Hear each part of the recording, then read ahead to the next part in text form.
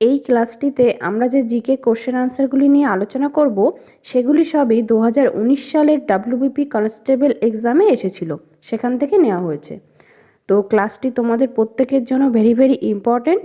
তাহলে চলো কোশ্চেন আনসারগুলো দেখে নেওয়া যাক। ফার্স্ট যে কোশ্চেনটি আছে, নীল গ্রহ কাকে বলে? এখানে রাইট অ্যান্সার হয়ে যাবে অপশান সি, পৃথিবী। পৃথিবীতে যে 3 ভাগ জল থাকে, সেই জলের উপর সূর্যের আলোর প্রতিফলনের জন্য একে নীল রঙের দেখায়। আর ইউরেনিয়াস হচ্ছে একে নীলাভ সবুজ রঙের দেখায়, কারণ এখানে মিথেন গ্যাসের উপস্থিতি থাকে। আর কোন গ্রহে বলয় দেখা যায়, এটিও আসে পরীক্ষায়, সেটি হবে শনি গ্রহ। আর এটি দেখতে অনেকটা হলদেটে ধরনের। এবং প্লুটো হচ্ছে বামন গ্রহ। Question number 2, servants of India society কে প্রতিষ্ঠা করেছিলেন? Option A Rishi Aurobindo Ghosh, B Dadabhai Naoroji, C Gopal Krishna Gokhale, D Annie Besant.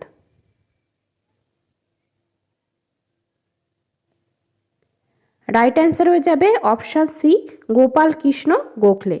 1905 সালের 12ই জুন তিনি মহারাষ্ট্রের পুনেতে সার্ভেন্টস অফ ইন্ডিয়া সোসাইটি বা ভারত সেবা সমাজ এটি প্রতিষ্ঠা করেছিলেন। এবং দাদাভাই নৌরোজিকে বলা হয় গ্র্যান্ড ওল্ড ম্যান। আর ভারতীয় জাতীয় কংগ্রেসের প্রথম মহিলা সভাপতি ছিলেন অ্যানি বেসান্ত। তিনি হোম রুল লীগ এই আন্দোলন শুরু করেছিলেন। নেক্সট কোশ্চেন, অগ্নি প্রতিরোধক পোশাক মানে ফায়ার ফাইটিং ক্লথস কি দিয়ে তৈরি হয়? অপশান এ অ্যাসবেস্টস, বি সুতি কাপড়, সি অভ্র, ডি ক্যাডমিয়াম। রাইট অ্যান্সার হয়ে যাবে অপশান এ অ্যাসবেস্টস। 2019 সালে ডাব্লিউপিতে আসা আরও কিছু কোশ্চেন আনসার নিয়ে এর আগের দুটি ক্লাসে আমি তোমাদের সঙ্গে আলোচনা করেছি। তোমরা যারা সেই ক্লাসগুলি দেখোনি তারা এই ক্লাসটি শেষ হলে প্লেলিস্ট থেকে অবশ্যই সেই ক্লাসগুলো দেখে নিও। নেক্সট কোশ্চেন, নিচের কোনটি যমজ শহর নয়? Option A Durgapur Asansol, B Kolkata Howrah, C Hyderabad Secunderabad, D Delhi new Delhi.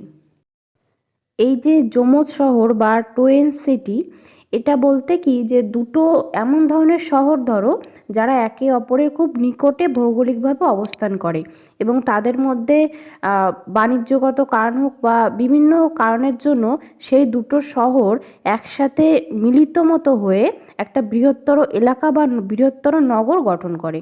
তো তখন সেই দুটি শহরকে একত্রে বলা হয় যমজ শহর বা টুইন সিটি। এখানে কোশ্চেনে আমাদের বলেছে কোনটি যমজ শহর নয়। তো অপশান ডিতে দেখো বলেছে দিল্লি ও নিউ দিল্লি। এখানে এই যে নিউ দিল্লি, এটি কিন্তু সমগ্র দিল্লির মধ্যে মানে দিল্লির অন্তর্গত একটা অঞ্চল বা একটা প্রশাসনিক অংশ, মানে আমাদের ভারতের রাজধানী। তাহলে এটা কিন্তু ঠিক আলাদাভাবে শহর নয় দিল্লি বা নিউ দিল্লি। তাহলে এখানে আমাদের রাইট অ্যান্সার হয়ে যাবে অপশান ডি। কোশ্চেন নাম্বার 5, রামধনু কেন হয়? তো অপশানগুলোতে দেখো বিভিন্ন দিয়েছে, বিচ্ছুরণ, প্রতিসরণ, বিতে আছে বিক্ষেপ, প্রতিসরণ, সিতে প্রতিসরণ বিকিরণ এবং ডিতে আছে আলোর প্রতিসরণ ও প্রতিফলন। এই যে রামধনু সৃষ্টি, এটা হয় যেটা বৃষ্টির জলের ফোঁটা এবং সূর্যের আলোক রশ্মি এর জন্য। তো যখনই সূর্যের আলো বৃষ্টির জলের ফোঁটার মধ্য দিয়ে প্রবেশ করতে চায় তখন প্রথমে আলোর প্রতিসরণ হয়, এর ফলে আলো কিছুটা বেঁকে প্রবাহিত হয় এবং এর পরবর্তীতে যখন বৃষ্টির জলের ফোঁটার মধ্যে দিয়ে আলো প্রবেশ করে তখন কি হয়, আলোটা ওই জলের ফোঁটার পিছনের দেওয়ালে অভ্যন্তরীণ প্রতিফলন ঘটে এবং সেই প্রতিফলনের ফলে পরবর্তী পর্যায়ে আলো যখন আবার ফিরে আসে তখন আলোটার প্রতিসরণ হয় এবং ওই প্রতিসরিত রশ্মিটা আমাদের চোখে এসে পৌঁছায়। তাহলে এখানে টোটাল দুটো ঘটনা ঘটে, একটা হচ্ছে আলোর প্রতিসরণ আর একটা হচ্ছে আলোর প্রতিফলন। তাহলে রাইট অ্যান্সার হয়ে যাবে অপশান ডি। এই ক্লাসটিতে যে কোশ্চেন আনসারগুলো তোমরা করছো এগুলো তোমাদের বিভিন্ন, তোমরা যে চাকরির জন্য প্রিপারেশান নিচ্ছ সেখানে কিন্তু বিভিন্ন পরীক্ষার জন্যই খুবই গুরুত্বপূর্ণ। তো ক্লাসটি তোমরা সবাই শেয়ার করে দিও এবং ভালো লাগলে অবশ্যই লাইক করো। নেক্সট কোশ্চেন, ভারতীয় মহিলাদের মধ্যে কে সর্বপ্রথম অলিম্পিক পদক জিতেছিলেন?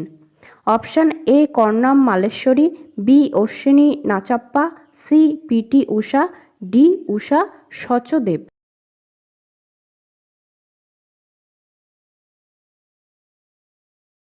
রাইট অ্যান্সার হবে option A Karnam Malleswari.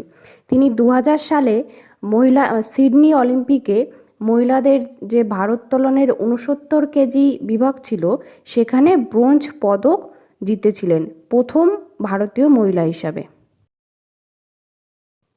Question number 7, কোন আন্দোলনের সময় থেকে বল্লভভাই প্যাটেল সর্দার নামে ভূষিত হন? অপশান এ বরদৌলি আন্দোলন, বি ভারত ছাড়ো আন্দোলন, সি স্বদেশী আন্দোলন, ডি আইন অমান্য আন্দোলন।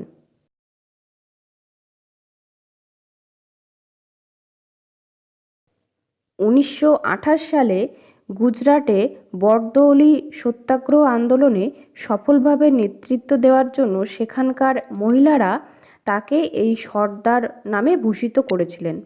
তো রাইট অ্যান্সার হয়ে যাবে অপশান এ বরদৌলি আন্দোলন। এছাড়া ভারত ছাড়ো আন্দোলন হয়েছিল 1942 সালে এবং 1905 সালে বঙ্গভঙ্গের প্রতিবাদে স্বদেশী আন্দোলন শুরু হয়েছিল। আর আইন অমান্য আন্দোলন হয়েছিল 1930 সালে, মহাত্মা গান্ধীর ডান্ডি মার্চের মাধ্যমে এটি শুরু হয়েছিল। কোশ্চেন নাম্বার 8, মহাকাশে কোনো মহাকাশচারী আকাশের রং কি দেখবে? অপশান এ লাল, বি নীল, সি বেগুনি, ডি কালো।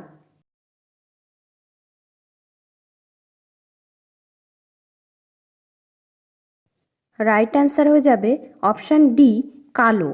তার কারণ হচ্ছে মহাকাশে কোনোরূপ বায়ুমণ্ডল থাকে না, সেই জন্য কিন্তু আলোর কোনো রকম বিক্ষেপণ এখানে ঘটবে না, তাই কোনো মহাকাশচারী আকাশের রং সবসময় কালো দেখবে।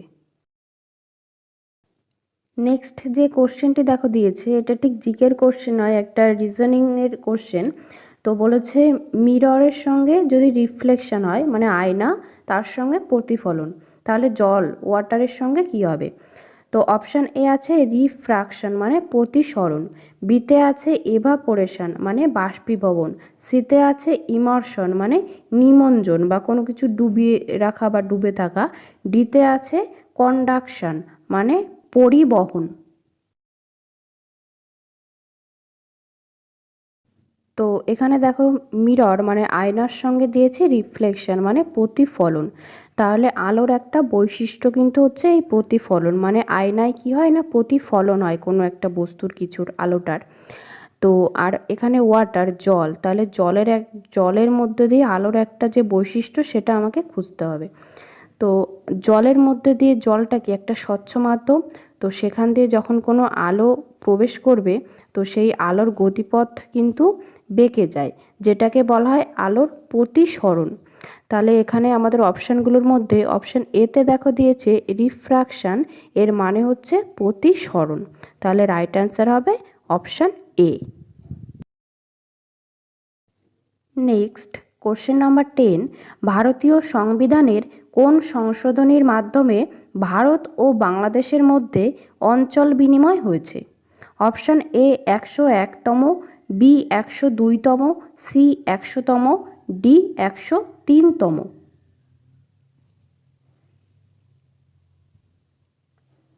রাইট অ্যান্সার হয়ে যাবে অপশান সি 100তম।